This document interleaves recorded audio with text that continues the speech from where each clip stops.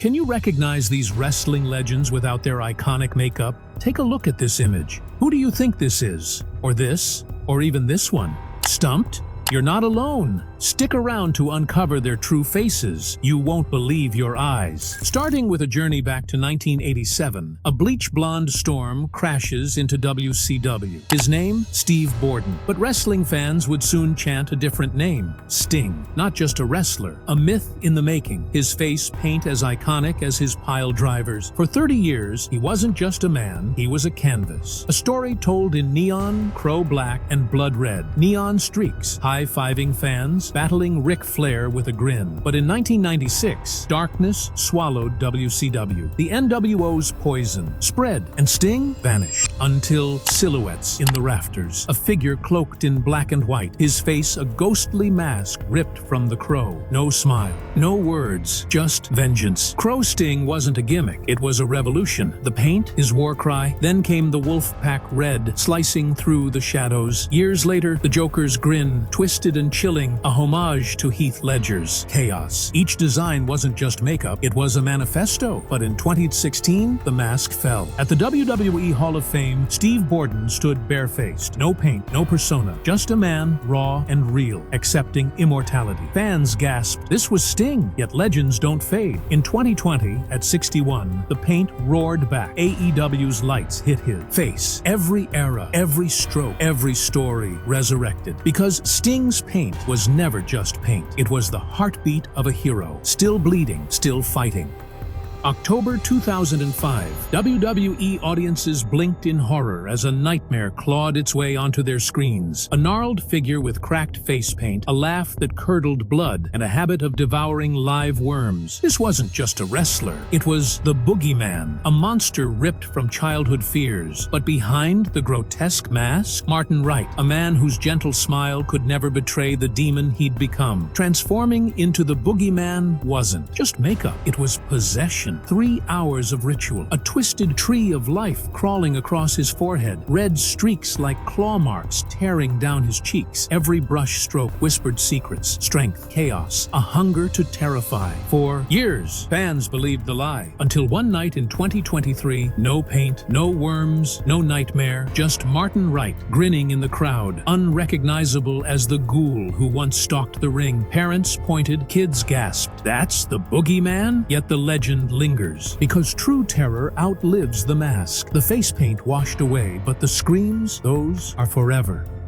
The Road Warriors, also known as the Legion of Doom, were more than just a tag team. They were an unstoppable storm that roared through the wrestling world, changing it forever. Emerging from the gritty inspiration of Mad Max 2, the Road Warrior. Their look wasn't merely a costume, it was a battle cry. The moment Hawk and Animal marched to the ring, their explosive energy, raw power, and unforgettable face paint captivated audiences worldwide. Hawk's dark wing-like design spread across, his face like a predator ready to strike, later morphing into a haunting Joker pattern that amplified his bone-chilling promos. Meanwhile, Animal's bold, spider-like emblem dominated his forehead, a menacing symbol of their chaotic domination. Together, their war paint forged an identity that blurred the line between reality and apocalypse, making them seem larger than life. Fans rarely caught a glimpse of the men behind the paint. For years, their painted faces were their armor, hiding the warriors within.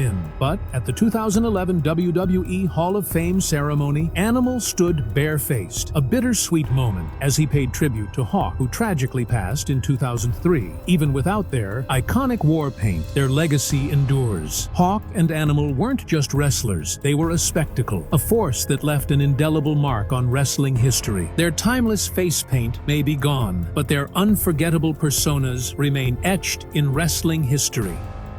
1992, the WWE ring, a place of sweat and steel, suddenly smelled like cotton candy and chaos. A single spotlight flickered, then honk.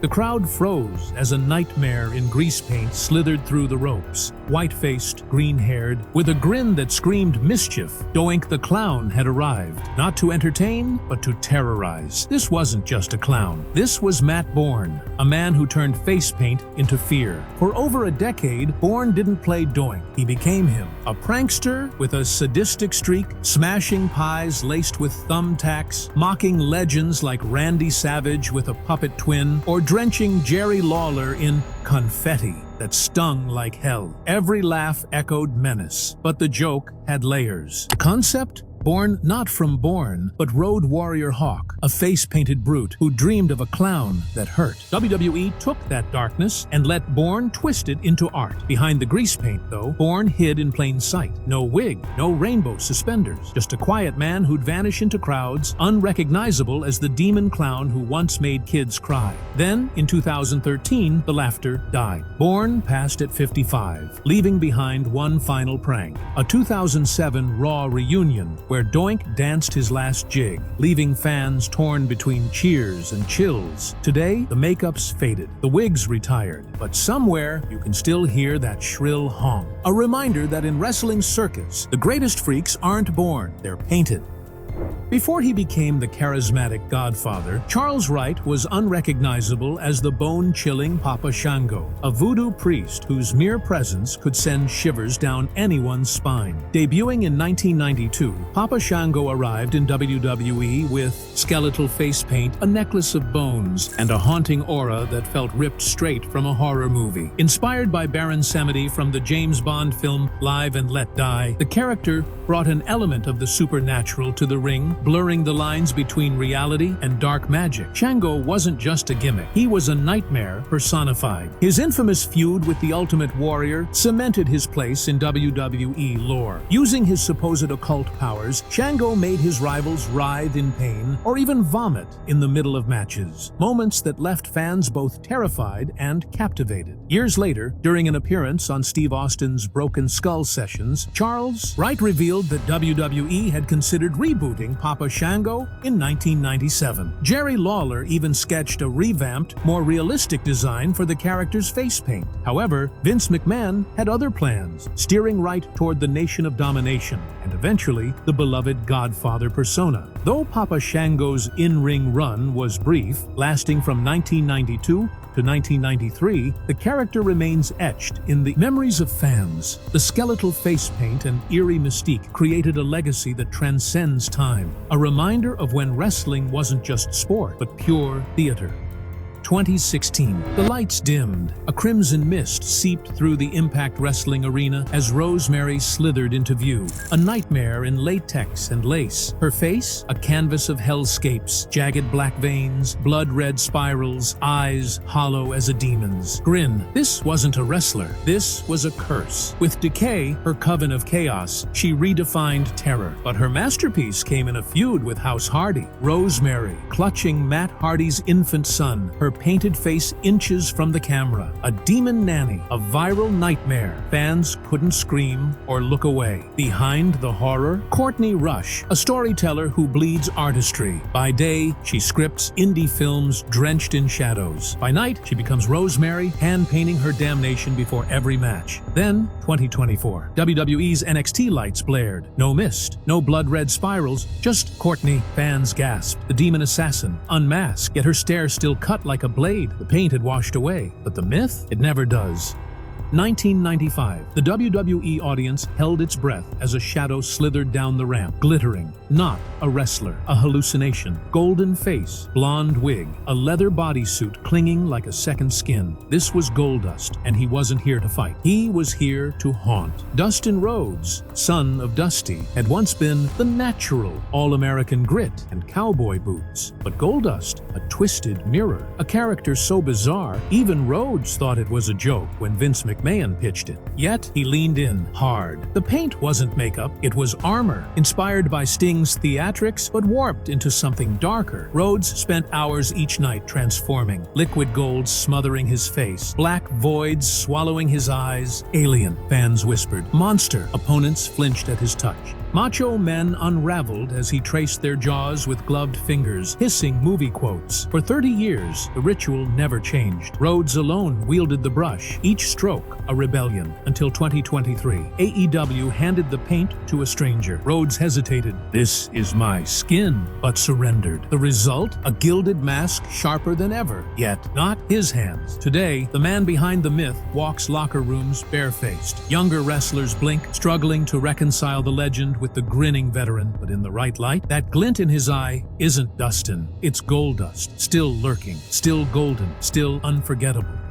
In 1994, during the Major League Baseball strike, WWF introduced one of its most bizarre and short-lived characters, Abe "Knuckleball" Schwarz. The gimmick, designed to capitalize on the baseball chaos of the time, saw Schwarz dressed in full baseball gear with a painted face, ranting on WWE Raw about how he had figured out the strike and siding with the owners. It was ridiculous, and fans were left scratching their heads as they watched this strange, paint-covered character speak about the sport with fervor. But the most shocking twist was that Abe "Knuckleball" Schwarz wasn't some new wrestler. It was Steve Lombardi, better known as the Brooklyn Brawler. Lombardi, known for his rough and tumble style as a hard-nosed New Yorker, was unrecognizable under all the face paint. To see him in this goofy, over-the-top persona was almost impossible to reconcile with the gritty fighter fans had come to know. Thankfully, the knuckleball gimmick didn't last long, and Lombardi would continue to make a name for himself in WWE, mainly as the Brooklyn Brawler. But whenever fans look back at the strange face-painted character, it's hard to believe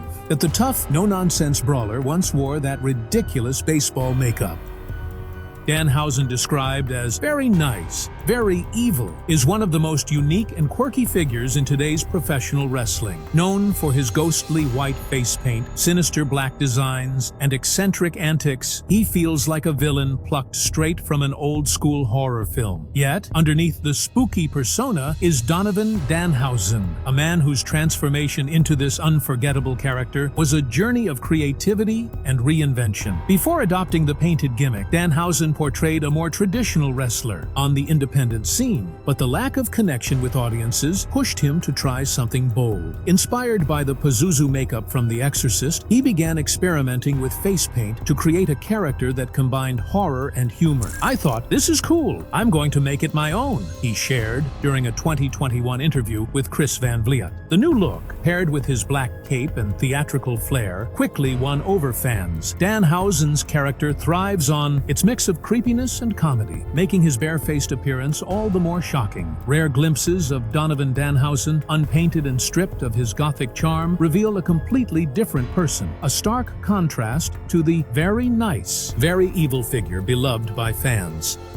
October 2020. The lights died. AEW's dark went darker. Chains rattled. A low growl crawled through the speakers. Then Abadon emerged. Not a wrestler. A corpse. Reanimated. Wrought black lips peeled back over jagged teeth. Milky eyes staring through the camera. Fans recoiled. This wasn't a gimmick. This was possession. The living dead girl didn't just wear horror. She breathed it. Face paint? No. Flesh peeled from bone. Every match. A haunted house. Limbs bent backward. Hisses like nails on glass, blood dribbling from a mouth that never blinked. Inspired by Japanese metal's Screamers and the Crow's Vengeance, Abadon became a cult classic come to life. But the terror wasn't confined to the ring. Off camera, the myth deepened. While rare selfies surfaced, glimpses of Brittany, the artist behind the abomination, Abadon's persona stayed shrouded. Social media, cryptic posts, behind-the-scenes footage, hoodies, shadows, and angles that hid the human beneath. Fans pieced together fragments, but the wrestler refused to break character. What's under the makeup? Today, Abadon remains a paradox. Though glimpses of Brittany's face surface online, the monster never blinks. No unmasked interviews, no explanations, just that visage, a masterpiece of decay, reappearing every show like a ghost, refusing to die. Because in wrestling's graveyard, the best monsters aren't born, they're buried alive. Melissa Cervantes, known to wrestling fans as Thunder Rosa, has become a powerhouse in the industry since her 2014 debut. Her journey, however, is anything but conventional. Best recognized for her AEW title reigns, Thunder Rosa didn't step into the ring until the age of 27, a late start by wrestling standards. But her life experience has given her a depth that resonates with fans. Before becoming La Mera Mera, Thunder Rosa was a social worker with a degree in sociology. Her impactful work at Thunder Thunder Road, a center for troubled teens, inspired her iconic ring name. Beyond wrestling, her resume includes a stint in MMA, showcasing her versatility and determination. This unique background fuels the passion she brings to every match, earning her a reputation as one of the most dynamic performers in the industry. Thunder Rosa's vibrant Dia de los Muertos-inspired face paint has become a signature of her in-ring persona. Each intricate skull design tells a story, blending Mexican heritage with a fierce fighting spirit. But outside the ring, the layers peel away. Fans scrolling through her social media might be surprised to see a different side of her, one without the dramatic paint, revealing the grounded woman behind the fierce competitor. Occasionally, Thunder Rosa experiments with lighter, glitzier makeup styles, giving glimpses of her personality beyond the mask. Whether in full skull paint or barefaced, Thunder Rosa's energy and authenticity continue to captivate, making her unforgettable both in and out of the spotlight. WWE Hall of Famer. The Great Muta is a name that echoes through wrestling history, and much of his legendary status is tied to his unforgettable face paint. Throughout his career, this Japanese icon reinvented his look time and again with bold and intricate designs that captivated fans around the world. Each time Muta stepped into the ring, his painted face told a story, whether it was fierce, eerie, or mysterious. Muta's commitment to his character went beyond the typical face paint. He even painted his tongue, adding an extra layer of intrigue to his persona. While he later transitioned to wearing a mask, his face-painted days are what fans remember most, especially from his time in WCW, where his limited English skills made his striking visual presence all the more important. His face paint allowed him to connect with American fans, making him stand out as one of the most enigmatic figures in wrestling history. Vampiro made a huge impact when he debuted in WCW in 1998, bringing a dark pyromaniac vampire gimmick that instantly drew attention. His eerie look, complete with face paint, was a key part of his persona, and he quickly became part of the Dark Carnival, alongside the likes of the Insane Clown Posse and the Great Muta. Hailing from Mexico's lucha libre scene, Vampiro embraced the tradition of face paint to enhance his character, drawing on his roots to create a chilling presence in the ring. However, not everyone was a fan of his face-painted persona. In a podcast interview, Vampiro revealed that his unique look caused backstage tension, particularly with Sting, which sparked a memorable feud between the two in 2000. Now you can click on this video to watch how WWE Divas' looks have changed over the years.